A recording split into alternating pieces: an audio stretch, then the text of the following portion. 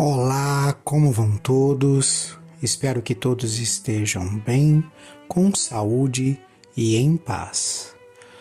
Nós vamos iniciar mais este estudo da doutrina espírita com a prece que Jesus nos ensinou. Pai nosso, que estais nos céus, santificado seja o teu nome. Venha a nós o teu reino.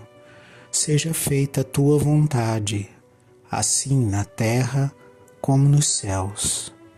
O pão nosso de cada dia dai-nos hoje.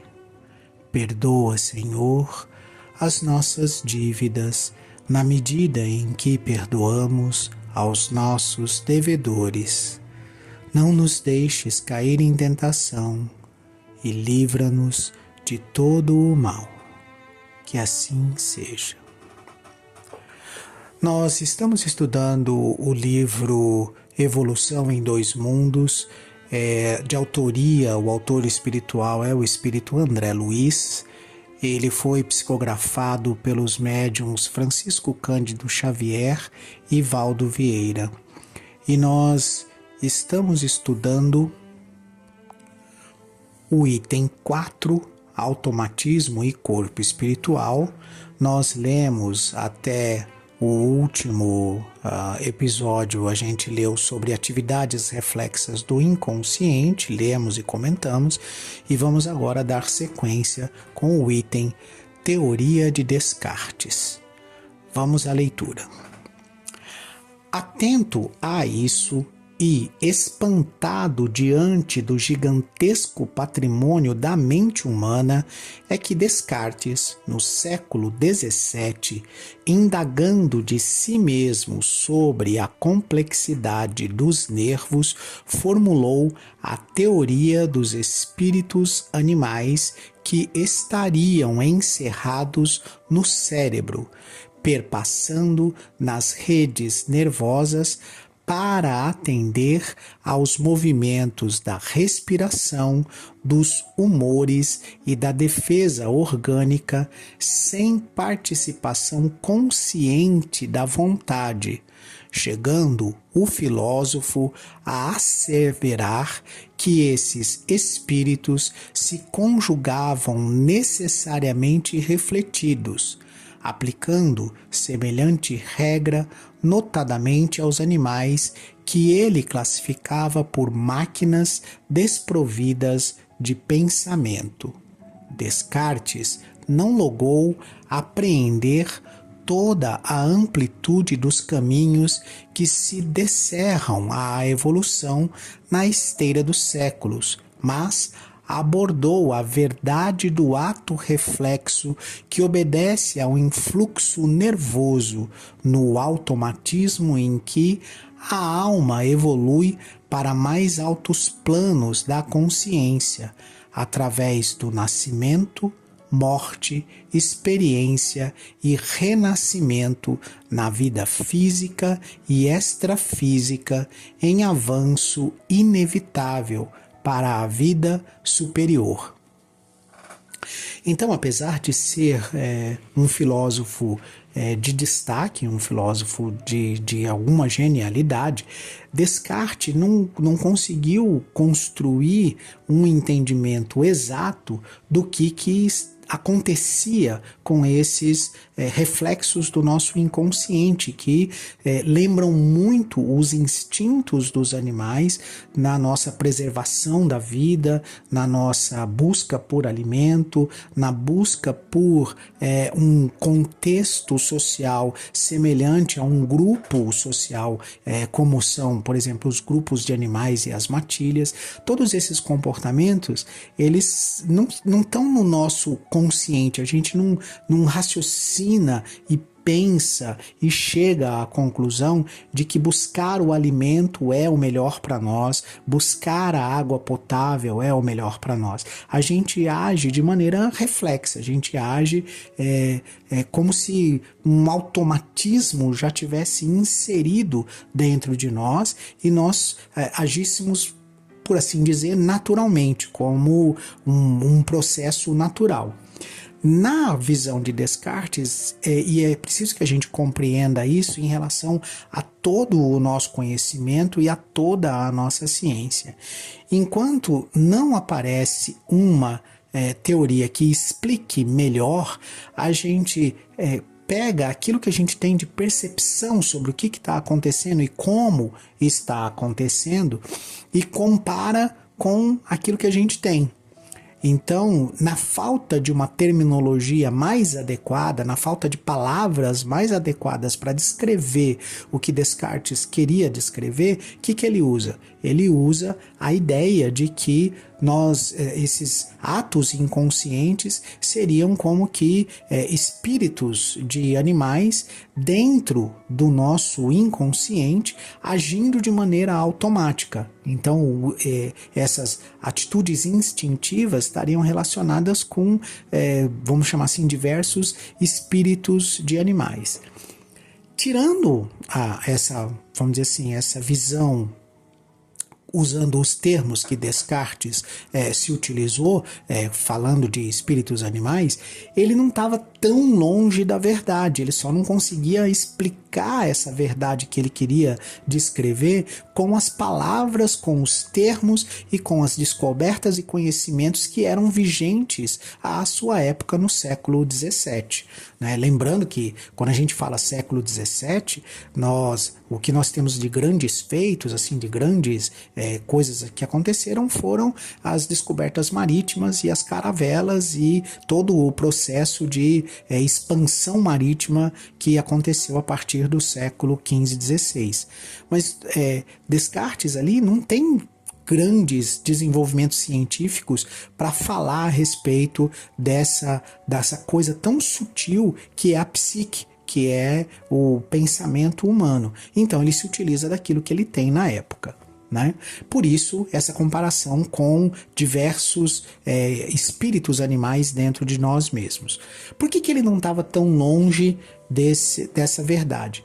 Porque na busca, como a gente viu anteriormente, na busca do crescimento espiritual, do desenvolvimento espiritual, aquele princípio inteligente, aquele princípio espiritual, ele vem desenvolvendo e adquirindo experiências, desenvolvendo e absorvendo conhecimentos através dessas experiências que vão formar, por assim dizer, a matéria-prima que vai ser utilizada para a obtenção da condição de um espírito com livre-arbítrio, de um espírito com individualidade, de um espírito com memória e com moral a ser desenvolvida. E por isso é óbvio que esses, vamos dizer assim, reflexos do instinto ainda estão instalados na nossa mente. A gente age muito, faz muitas coisas, como a gente já viu nos outros áudios, que a gente não pensa muito para fazer. Então, nesse momento, você não está pensando para respirar, você está simplesmente respirando. Você não está pensando para fazer o seu sangue circular no seu organismo, ele está simplesmente circulando.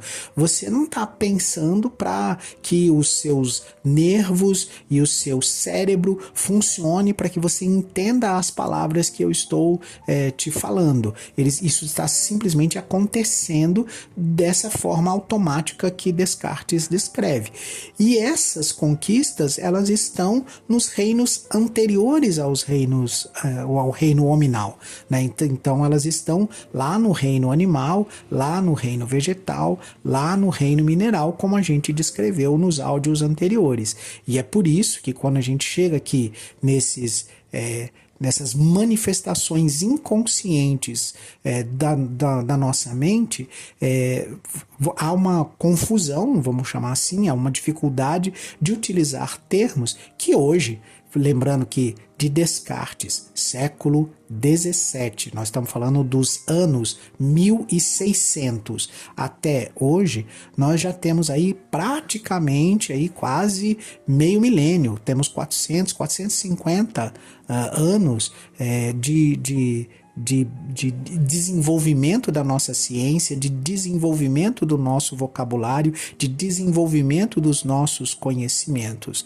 E é por isso que a teoria de Descartes ela não está longe demais da verdade, ela não está desviada demais da verdade, mas apenas se utiliza de termos e de palavreados que eram, vamos dizer assim, desconexos com a nossa realidade hoje, que a gente já tem termos e palavras, já passamos por todo o processo em que Freud explica basicamente aí o nosso consciente e inconsciente, então há um conjunto novo de vocabulários para se referir a isso. À época de Descartes, o vocabulário que ele tinha fez com que ele utilizasse aí espíritos de animais para se referir a esses instintos que a gente ainda carrega conosco e que fazem parte dessa aquisição espiritual ao longo dos milhares de anos. Sigamos na leitura. Automatismo e herança. Assim como na coletividade humana, o indivíduo trabalha para a comunidade a que pertence, entregando-lhe o produto das próprias aquisições, e a sociedade opera em favor do indivíduo que a compõe, protegendo-lhe a existência no impositivo do aperfeiçoamento constante. Nos reinos menores, o ser inferior serve à espécie a que se ajusta, confiando-lhe maquinalmente o fruto das próprias conquistas, e a espécie labora em benefício dele, amparando-o com todos os valores por ela, essa espécie, assimilados, a fim de que a ascensão da vida não sofra qualquer solução de continuidade. Se no círculo humano, a inteligência é seguida pela razão e a razão pela responsabilidade nas linhas da civilização, sob os signos da cultura, observamos que, na retaguarda do transformismo, o reflexo precede o instinto, tanto quanto o instinto precede a atividade refletida, que é base da inteligência nos depósitos do conhecimento adquirido por recapitulação e transmissão incessantes nos milhares de milênios em que o princípio espiritual atravessa lentamente os círculos elementares da natureza, qual vaso vivo, de forma em forma, até configurar-se no indivíduo humano, em trânsito para a maturação sublimada no campo angélico. Desse modo, em qualquer estudo acerca do corpo espiritual, não podemos esquecer a função preponderante do automatismo e da herança na formação da individualidade responsável, para compreendermos a inexequibilidade de qualquer separação entre a fisiologia e a psicologia, porquanto, ao lado da atração no mineral, da sensação no vegetal e do instinto no animal, vemos a crisálida de consciência construindo as suas faculdades de organização, sensibilidade e inteligência, transformando gradativamente toda a atividade nervosa em vida psíquica. Valdir do céu, não entendi nada do que você leu. Vamos lá, vamos por partes para que vocês possam raciocinar um passo de cada vez. Então, como é que a gente age em sociedade, né? Seja no nosso seio familiar, seja ali no nosso bairro, seja no conjunto de bairros que vai formar uma cidade, no conjunto de cidades que vai formar um estado, e no conjunto de estados que vai formar um país, e no conjunto de países que formam a humanidade. Todos nós temos interesses comuns, e opiniões diferentes.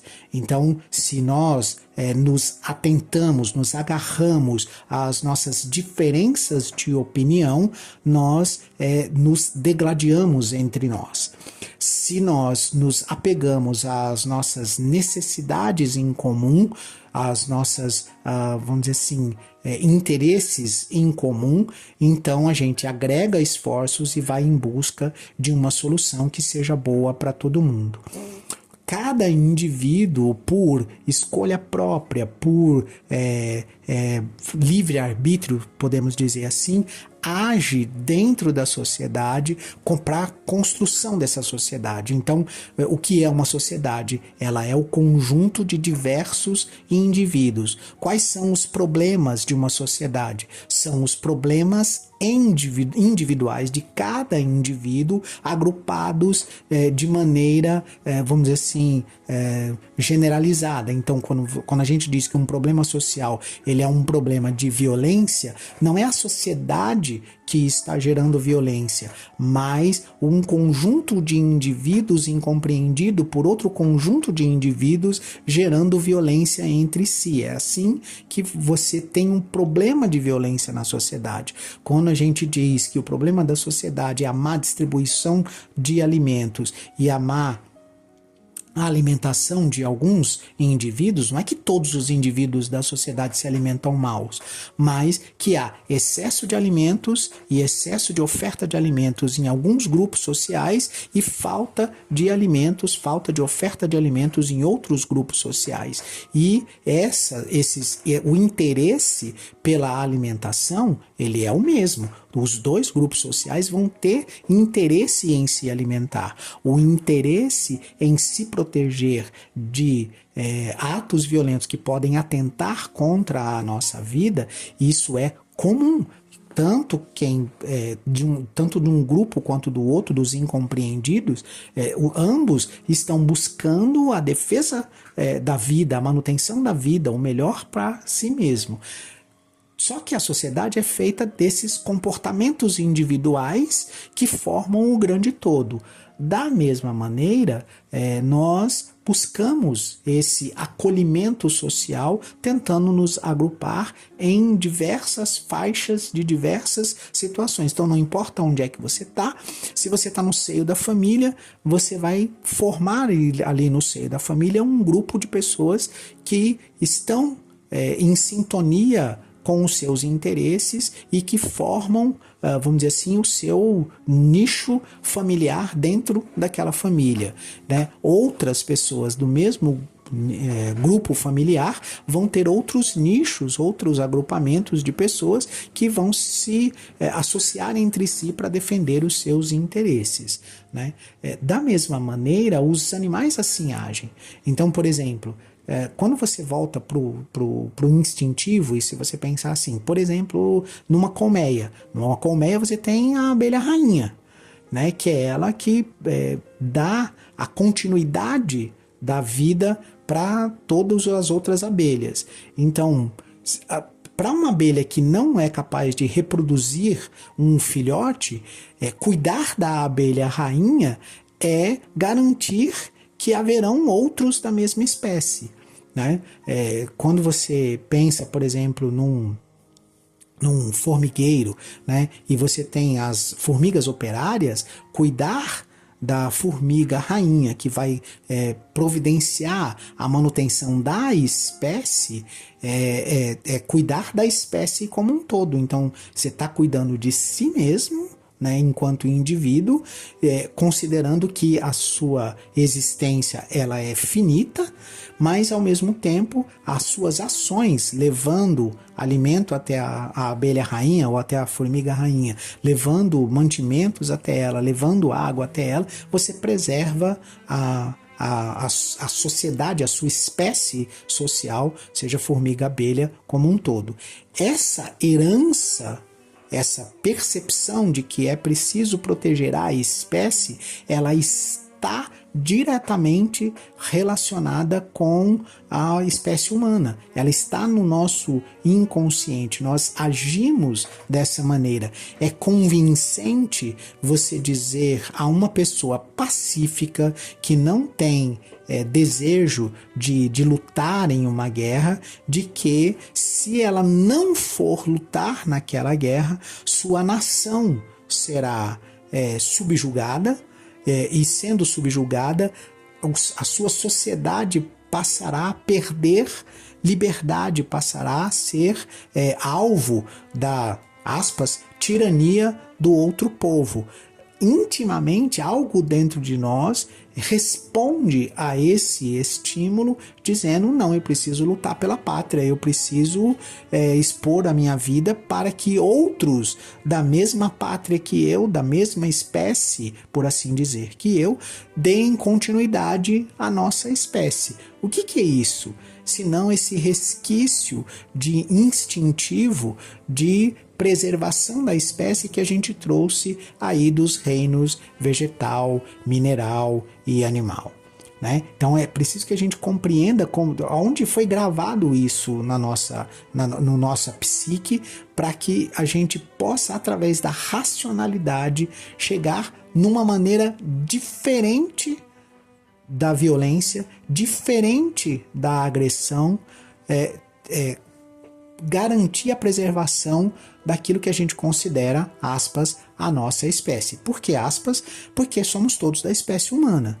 Então, quando a gente cede a esses instintos, sem se utilizar da razão, sem se utilizar da capacidade de raciocínio e lógica para buscar uma solução não violenta para esse conflito, e a gente se atira por vontade própria em uma guerra, então a gente não está usando toda a nossa inteligência, toda a nossa capacidade, e estamos retornando aos nossos atos mais instintivos, assim como fazíamos quando em lobos nós defendíamos a matilha, em elefantes nós defendíamos ali a manada, e assim sucessivamente. Então a gente precisa ter o entendimento de que essa herança instintiva, ela existe em nós, para que a gente possa contornar esses impulsos instintivos com raciocínio, lógica e moral mais evoluídos. Ao mesmo tempo, você tem todo um automatismo funcionando dentro de você. O que é esse automatismo funcionando dentro de você? Você tem, por exemplo, dentro de você uma flora intestinal, que é um conjunto de bactérias, ou seja, são seres que são individuais, que teoricamente não são você, mas estão sob o seu comando, estão sobre a sua psique, né? Estão influenciados sobre a sua psique e realizam, para benefício do seu corpo, uma série de trabalhos. Só que ao realizar isso, eles não estão realizando pensando, temos que beneficiar o nosso, aspas, hospedeiro, o nosso mestre, que no caso é você. Não, eles estão buscando a preservação da própria espécie, que é aquele conjunto de bactérias e micro-organismos que formam a sua flora intestinal, que vai digerir e absorver a energia dos alimentos e distribuir essa energia através do nosso corpo. Pois bem, esses seres que estão vivendo dentro do nosso universo interno, né, que é o nosso corpo físico, eles estão sob o comando dessa nossa psique. E é por isso que, algumas vezes, essa nossa psique desajustada, desarranjada, não resolvida, acaba por causar algum dano nessa flora intestinal, e a gente acaba tendo aí desarranjos intestinais por conta da nossa psique influenciando na atividade dessas colônias de bactérias e micro-organismos no nosso organismo. Então, só estou citando um dos exemplos de automatismo porque a gente não se dá conta de que nós também estamos influenciando os reinos inferiores. Nós estamos influenciando na entrega de amor ou não ao nosso pet, ao nosso animal de estimação, quando ele, enquanto princípio espiritual, está vivenciando a experiência de lidar com um ser moralmente e intelectualmente superior a ele, porque a nossa inteligência é superior a ele. Então, se ele recebe deste ser maus tratos, qual é o registro que fica na experiência desse animal doméstico? Maus tratos. E se ele recebe amor, compreensão, compaixão, qual é a experiência que fica registrado nessa memória desse princípio espiritual, ou nesse princípio de memória desse princípio espiritual? E é essa a relação que a gente tem que ter com toda a natureza, com todo o universo, né? Porque é dessa forma que gradativamente a gente vai evoluindo.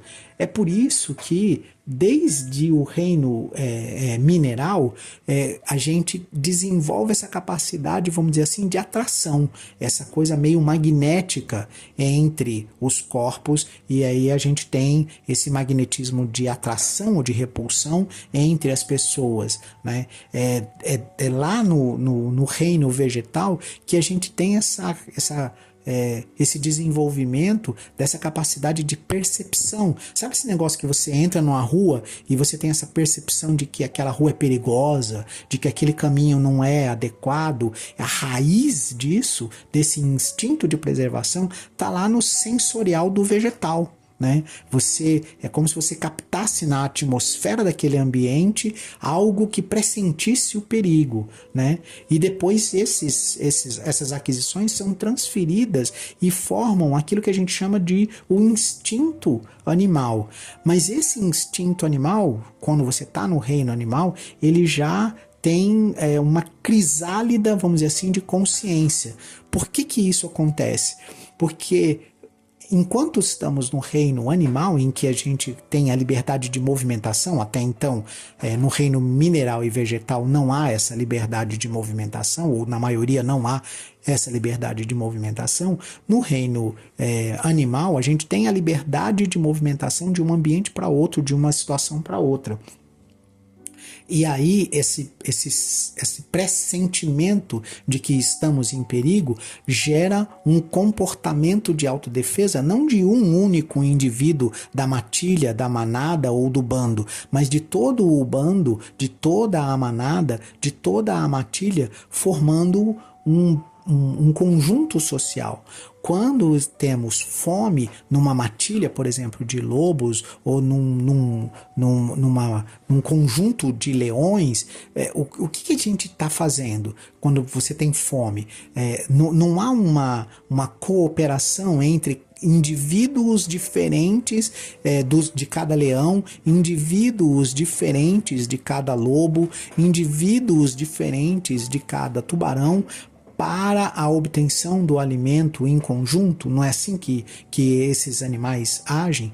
Quando os elefantes estão em perigo, quando os rinocerontes estão em perigo, quando os búfalos estão em perigo, perigo eminente, a ameaça eminente de um predador, eles não reagem em grupo, em manada, em bando, eles não formam uma única reação para se defender desse elemento comum. Essas reações instintivas que nós temos. Então, por que a gente, quando está em perigo, nessa tal rua escura que eu descrevi há pouco, por que a gente corre para casa? Porque lá é o porto seguro. Porque lá, independente de onde é lá, a gente sente que está seguro. Porque está envolvido pela nossa, aspas, manada, pelo nosso, aspas, bando, pela nossa, aspas, pessoas que vão fazer em conjunto conosco, um movimento de defesa e preservação da vida. Isso tudo está gravado de forma não, vamos chamar assim, direta, a gente não raciocina para fazer isso dentro da atividade nervosa da nossa vida psíquica. A gente não pensa para fazer nada disso que eu estou descrevendo, a gente simplesmente reage, como dizem os atuais, instintivamente, respondendo a essa memória que a gente adquiriu ao longo dos reinos inferiores ao reino hominal. Eu me despeço de vocês com a prece que Jesus nos ensinou. Pai nosso, que estais nos céus, santificado seja o teu nome. Venha a nós o teu reino. Seja feita a tua vontade, na terra como nos céus. O pão nosso de cada dia dai-nos hoje. Perdoa, Senhor, as nossas dívidas, na medida em que perdoamos aos nossos devedores. Não nos deixes cair em tentação e livra-nos de todo o mal, que assim seja.